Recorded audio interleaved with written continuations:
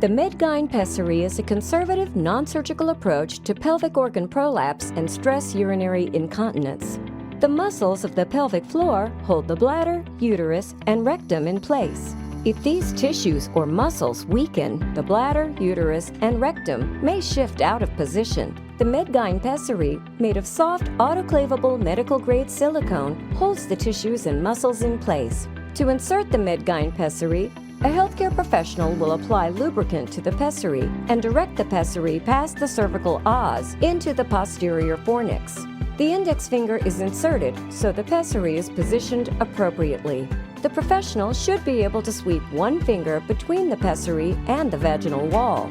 If not, the next smaller size pessary should be used. The MedGyn pessary is offered in several different styles and a variety of sizes based on the degree of prolapse and patients with or without cystocele and/or rectocele.